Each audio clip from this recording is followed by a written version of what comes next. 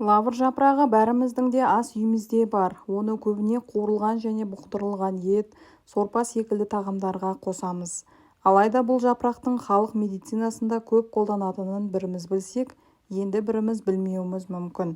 Оның құрамындағы эфир майы, органикалық қышқылдар қабынуға қарсы әсер етеді. Лавр жапырағы субтропикалық климатта күн сәулесінен энергия алып өседі. Сол себепті оның адам ағзасына пайдасы көп. Енді біз көптеген дәрі-дәрмектің орнын қарапайым жапырақ баса алатынын білеміз. Лавр жапырағы төмендегідей аурулардың алдын алуға көмектеседі. Диабет кезінде лавр жапырағының көмегімен қаныңыздағы қант мөлшерін төмендете аласыз.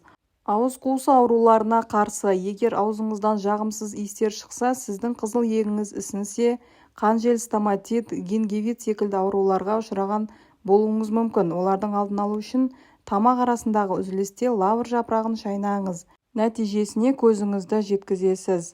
Ұйқысыздыққа ұшырасаңыз, лавр жапырағының иісі дәрілік шүйгін шөптен кем тыныштандырмайды. Жастығыңыздың астына бірнеше лавр жапырағын салып жатсаңыз, жаңа туған нәрестедей ұйықтайсыз. Бұл әдіс балаларға да пайдалы. Мұндай хош иістен бала керемет қалың ұйқыға кетіп, түн ұйқысын мүлдем бөлмейді. Ара шаққан кезде, ара шағып алған кездегі сезім бәріңізге де таныс шығар. Егер сондай жағдайға тап болсаңыз, лавр жапырағын ара шаққан жерге қойып байлап тастаңыз.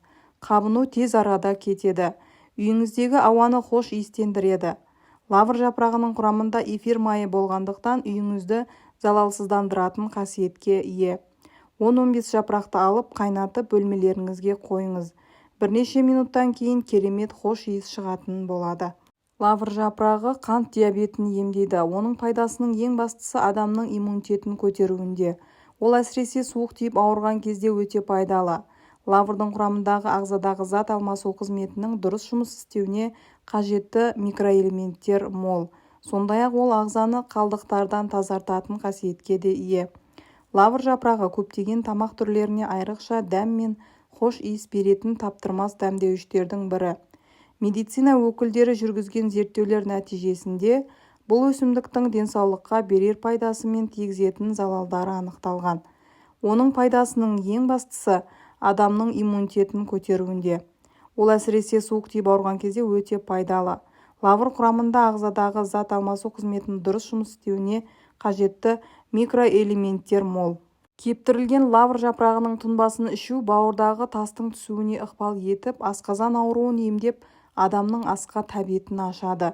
Тері ауруымен сырқаттанғанда лавр тұнбасын ішу керек, ал ревматизм мен буыны, белі ауыратындар осы тұнбаға сірке қышқылы мен бал қосып ішкені жақсы пайда береді.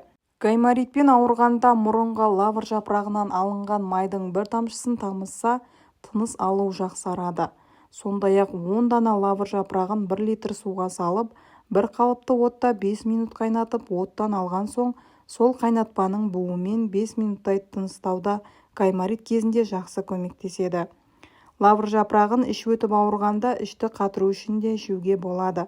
Стоматит кезінде жас лавр жапырағын шайнау керек.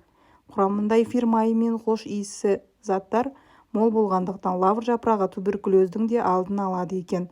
Сондай-ақ лавр жапырақты рак, псориаз, диабет секілді дерттерді емдеу үшін де пайдаланады. Лавр жапырағы ағзада жиналған тұзды шығаратын қасиетке ие. Ол үшін 20-30 дана лавр жапырағына 2 стакан қайнаған су құйып 5 минут қайнатасыз. Белгіленген уақыттан соң қайнатпаны термосқа сүзіп қойып 3-4 сағат тұндырыңыз. Дайын болған қайнатпаны 12 сағат бойы ұрттап ішіп отыру керек. Бірақ бұл емді ішектерді тазартып барып жасаған дұрыс. Осы емнің әсерінен кіші дәретке жиі шыға бастасаңыз, онда сіздің бойыңыздағы тұздың шыға бастағанынан белгі береді. Ал лавр жапырағының қандай зияны бар?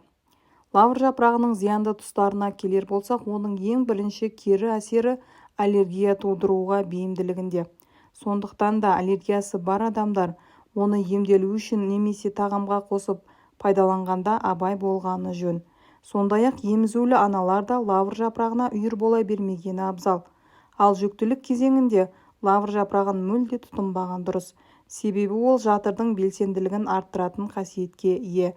Соның салдарынан жүктілік кезеңі уақытынан бұрын тоқтауы, яғни түсікке әкеп соқтыруы мүмкін. бүйрек, бауыр мен жүрек ауруларына шалдыққанда да бұл өсімдік жапырағынан бас тартқан абзал.